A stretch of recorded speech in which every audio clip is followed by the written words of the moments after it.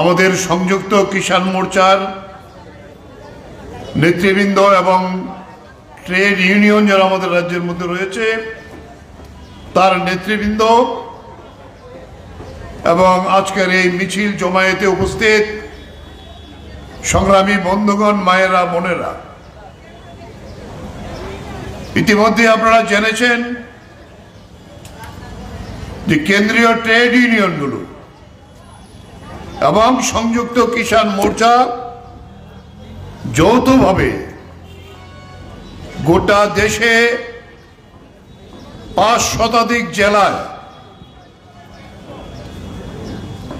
এই চেতাবনী সমাবেশ নরেন্দ্র মোদী সরকারকে সতর্ক করার জন্য ১২ দফা দাবি নিয়ে আমরা উপস্থিত হয়েছি। আমাদের রাজ্যে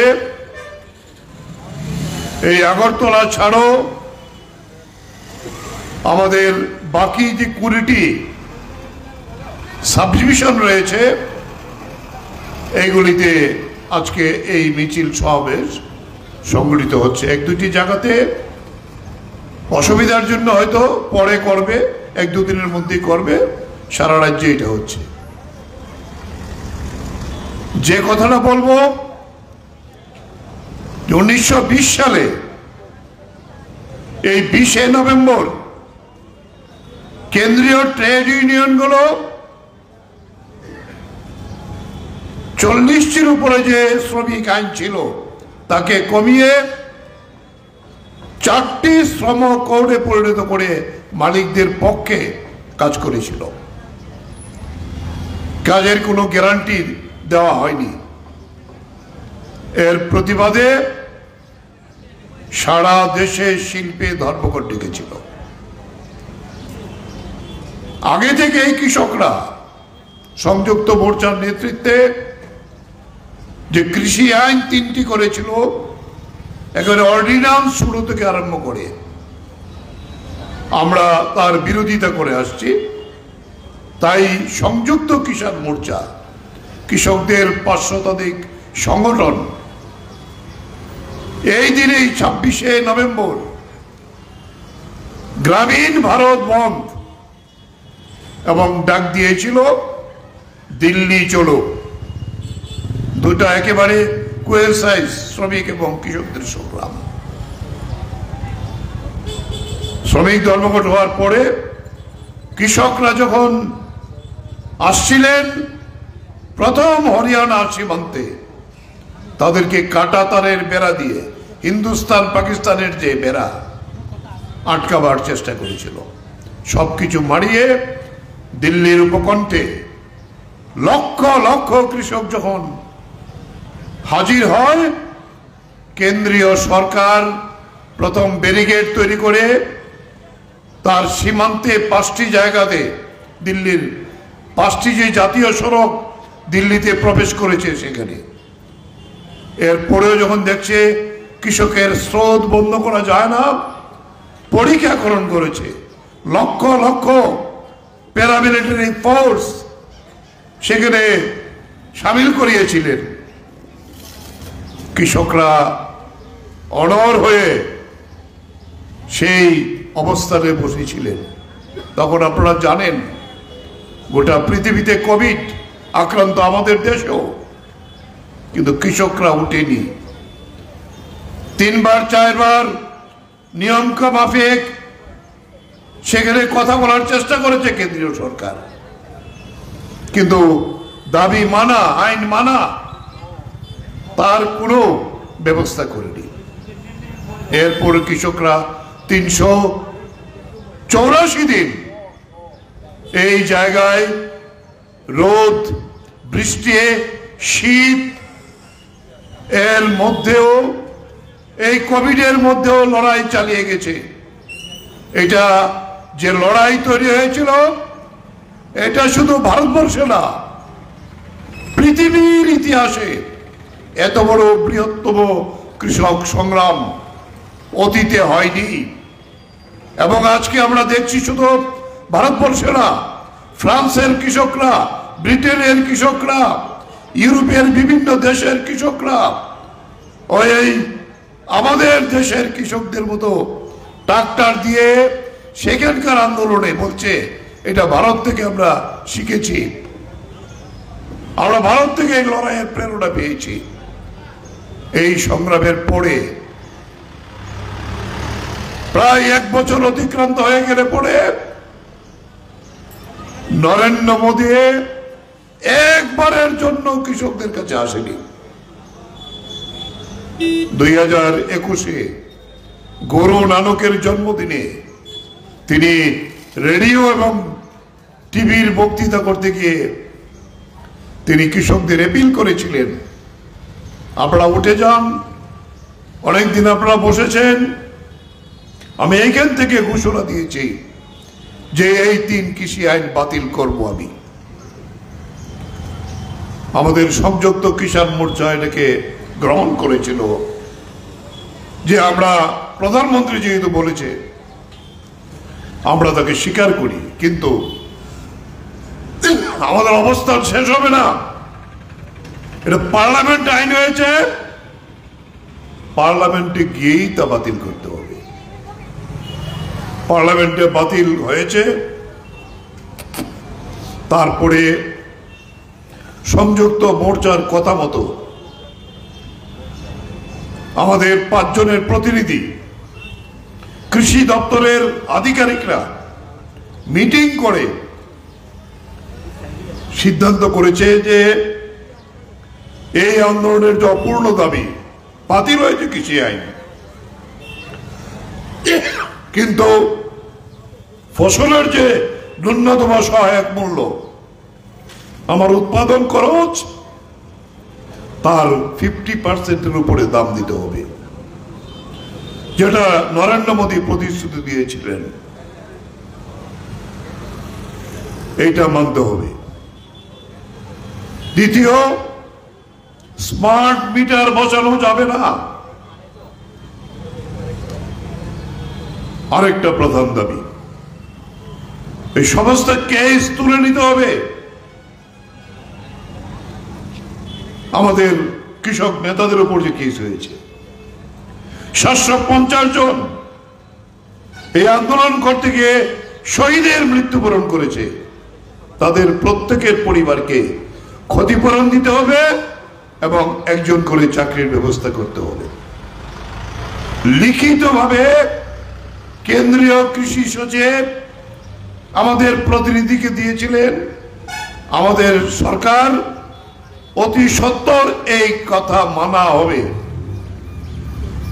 ঠিক একইভাবে কেন্দ্রীয় ট্রেড ইউনিয়নগুলো এই 4 শ্রম কোড বাতিল করা, শ্রমিকদের ন্যূনতম মজুরি 26,000 করা, ক্ষেত মজুরদের এবং রেগা 2F-এর যারা কাজ করবেন তাদের মজুরি 600 টাকা করা, 200 দিন কাজ নিশ্চিত করা, কোন শ্রমিক ছাঁটাই করা যাবে না কোন অবস্থাতেই, এরকম 12 দফা দাবি শ্রমিক এবং কৃষকরা সংযুক্ত কিষাণ মোর্চা এবং কেন্দ্রীয় ট্রেড ইউনিয়ন একত্রিত এই দাবি তুলেছেন। কিন্তু মোদী সরকার এই দাবি মানার ক্ষেত্রে কোনো কার্যকরী কোনো ব্যবস্থা গ্রহণ করেনি। তাই এই 3 বছর আমরা অপেক্ষা করে আবার সংযুক্ত কিষাণ মোর্চা এবং কেন্দ্রীয় ট্রেড ইউনিয়ন গত 2 মাস আগে এই সিদ্ধান্ত নিয়ে এই আজকের দিনেই, যেদিন শ্রমিকরা এবং কৃষকরা তার লড়াইয়ের সূচনা করেছিলেন, এই লড়াইয়ের দিনে ডাক দিয়েছেন গোটা দেশে চেতাবনী সমাবেশ হবে। আমরা কেন্দ্রীয় সরকারকে, মোদী সরকারকে সতর্ক করতে চাই, যদি এই দাবি মানা না হয়, যে 12 দফা দাবি উত্থাপিত হয়েছে, তাহলে আমাদের এই কৃষকরা এবং শ্রমিকরা, ক্ষেত মজুররা গোটা দেশে এমন আন্দোলন তৈরি করবে, তার জন্য মোদীকে প্রস্তুত থাকতে হবে। আপনারা জানেন এখানে বিস্তৃত ব্যাখ্যার প্রয়োজন নেই। এই কৃষকদের কাছে প্রথম নরেন্দ্র মোদীকে মাথা নত করতে বাধ্য করা হয়েছিল এবং এই কৃষক আন্দোলনের প্রভাবে নরেন্দ্র মোদী 2024-এর লোকসভা নির্বাচনে স্লোগান দিয়েছিল 400 পার, কিন্তু 240টা সিটও পায়নি। শেষ পর্যন্ত ওই চন্দ্রবাবু নাইডু আর নীতিশ কুমার আরেক পাল্টিবাজ, এই দুইজনের ক্রেশে ভোট দিয়ে আজকে সরকার নরেন্দ্র মোদীকে চালাতে হচ্ছে।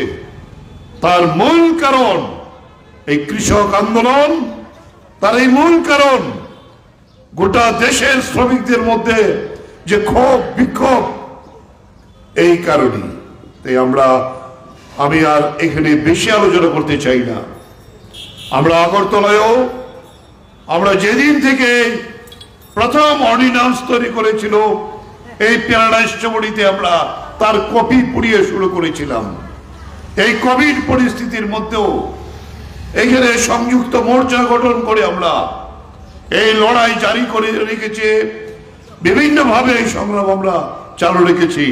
এখানেও আমরা শ্রমিক সংগঠন, কৃষক সংগঠনগুলো, ক্ষেত মজুর সংগঠনগুলো, আমাদের রাজ্যের মধ্যে উপজাতি গণমুক্তি পরিষদ, তারাও আমাদের এই অংশ, আমরা যৌথভাবে এই লড়াই চালিয়ে এসেছি। তাই আজকে কেন্দ্রীয়ভাবে গোটা দেশের যে কৃষকরা এবং শ্রমিকরা রাস্তায় নেমে মোদীকে সতর্ক করার জন্য ডাক দিয়েছেন, সেই ডাকে সাড়া দিয়ে আমরা আমাদের রাজ্যের এই প্রতিবাদ পৌঁছে দিতে চাই গোটা দেশের কাছে, যে আমরাও এই দেশের শ্রমিক কৃষক আন্দোলনের সঙ্গে যুক্ত আছে। এই লড়াইয়ে আমরাই জয়ী হব এবং নরেন্দ্র মোদী আজকে একেবারে তল বিবাহকের ভূমিকা করছেন। গতকালকে পার্লামেন্টে এই যে আদানি, তার নামে আমেরিকা মোদীর বন্ধু বাধ্য হয়েছে ওয়ারেন্ট জারি করতে। সেখানে ঘুষ দিয়ে ব্যবসা করতে চেয়েছিল, ওইটা চলে না ওইখানে। এর প্রতিবাদ যখন কালকে পার্লামেন্টে করেছে, পার্লামেন্টে কালকে বোঝা গেল না আদানি গোষ্ঠীর মালিক আদানি না নরেন্দ্র মোদী। সারা দিনের জন্য রাজ্যসভা এবং লোকসভা বন্ধ করে দিয়েছে। আজকেও এটাই চলবে। ভারতবর্ষের মানুষ জাল জুট চুরি করে, এই মেশিনের গোলমাল করে ভোটে হয়তো এক দুটা জায়গাতে যেতে চায়, কিন্তু গোটা দেশের মানুষ আজকে নরেন্দ্র মোদীর বিরুদ্ধে। আমাদের রাজ্যের মধ্যে যেখানে এই মানিক শাহ সরকার বড় বড় কথা বলে, সুন্দর সুন্দর কথা বলেছিলেন, সর্বশেষ যে উদাহরণ প্রলয়ঙ্করী বন্যা হলো, এই বন্যায় লক্ষ লক্ষ কৃষক ক্ষতি হয়েছে। সরকার বলেছেন 18,000 কোটি টাকা ক্ষতি হয়েছে। কৃষির ফসল 80-90 ভাগ নষ্ট হয়েছে। ধান, সবজি, মাছ, রাবার, সমস্ত পোল্ট্রি, গরু ভাসিয়ে নিয়ে গেছে, পশু ভাসিয়ে নিয়ে গেছে। আমরা সঙ্গে সঙ্গে ছুটে গেছি চিফ সেক্রেটারির কাছে। মুখ্যমন্ত্রী ওনার নাকি কি প্রবলেম হচ্ছে, কথাই বলছেন না। আমরা চিঠি দিয়েছি, আবার কালকে চিঠি দিয়েছি কৃষি মন্ত্রীর কাছে। আমরা গিয়েছিলাম, কৃষি মন্ত্রী তো নিজেই স্বীকার করেছেন যেভাবে লক্ষ লক্ষ টাকা ক্ষতি হয়েছে, 1000 টাকা কিচ্ছু না। এই 1000 টাকাও তো আবার যারা প্রকৃত ক্ষতিগ্রস্ত কৃষক তারা পায়নি। একটি কথা বলে না। আমাদের এমপি আমরা নামের নেতৃত্বে এটি টিম ছিল, তিনি কমরেড আমরানাম প্রধানমন্ত্রীকে চিঠি লিখেছিল এটা জাতীয় বিপর্যয় হবে, কারণ 40 লক্ষ লোকের মধ্যে 25 লক্ষ লোক ক্ষতিগ্রস্ত, সমস্ত ফসল নষ্ট হয়েছে। কেন এটা জাতীয় বিপর্যয় হবে না? রাস্তা নাই, বিদ্যুতের খুঁটি নাই, সব দিকে। কিন্তু প্রধানমন্ত্রীর দপ্তর চিঠি দিয়েছেন এটা জাতীয় বিপর্যয় করা, এটা রাজ্যের সরকারের দায়িত্ব। 18,000 কোটি টাকা ক্ষতি, যেটা রাজ্য সরকার বলেছে, দিয়েছে কত? 53 কোটি টাকা। আমলামকে চিঠি দিয়ে বলেছেন এর দায়িত্ব রাজ্য সরকারের, এসডিআরএফ, এনডিআরএফ। আমাদের যে অংশ আমরা প্রতি বছর দেই তা আমরা দিয়ে দিয়েছি। প্রতি বছরের টাকা কি এই ক্ষতি হতে পারে? অথচ গুজরাটের দাঙ্গা টাকার অভাব নেই। তাহলে এই যে বঞ্চনা, এখানে মানিক শাহ সরকার কথা বলছেন না কেন? চাকরি না চলে যায়। এই জায়গায় দাঁড়িয়ে এই লড়াই তো আমরা কৃষক সভা, ক্ষেত মজুর ইউনিয়ন, গণমুক্তি পরিষদ, সংযুক্ত কিষাণ মোর্চা এই দাবি তুলেছি আমরা। তাই এই জায়গায় দাঁড়িয়ে আমরা বলবো কৃষকরা এই দাবি ছাড়বে না, এই লড়াই থামবে না। তাই আজকের দিনে আমরা ভারতবর্ষের আন্দোলনের সঙ্গে যেমন সংহতি জানাচ্ছি, আমরা আর কিছুদিনের মধ্যেই পুনরায় এই বন্যা ক্ষতিগ্রস্ত মানুষের সাহায্যের দাবিতে আমরা এই আন্দোলন আবার রাস্তায় নিয়ে যাব। কারণ এখন কৃষকদের ফসলের সময়, একদিকে ফসল কাটা, অপরদিকে এই সবজি চাষ। তাই আমরা এটা অপেক্ষা করে এই কৃষকদের সংগঠিত করে আমরা এই সরকারের বিরুদ্ধে, বঞ্চনার বিরুদ্ধে, আমরা কি কেন্দ্রীয় বঞ্চনা কি রাজ্যের বঞ্চনা, আমরা এই আওয়াজ তুলব। আমি আশা করব যে আমরা এই ত্রিপুরা, এই কেন্দ্রীয় এই যে কৃষকদের উপর যে আঘাত, এর বিরুদ্ধে আমরা প্রতিটি সংগ্রামে এখানে যেভাবে অতীত দিনে আমরা লড়াইয়ে ছিলাম, আজকেও আমাদের রাজ্যের শ্রমিকরা এবং কৃষকরা যৌথভাবে এই লড়াই আমরা চালিয়ে যাব। এই অঙ্গীকার রেখে আবারও সবাইকে সংগ্রামী অভিনন্দন জানিয়ে আমি আমার কথা বলা শেষ করছি। ইনকালাব জিন্দাবাদ, কেন্দ্রীয় ট্রেড ইউনিয়ন এবং সংযুক্ত কিষাণ মোর্চা জিন্দাবাদ।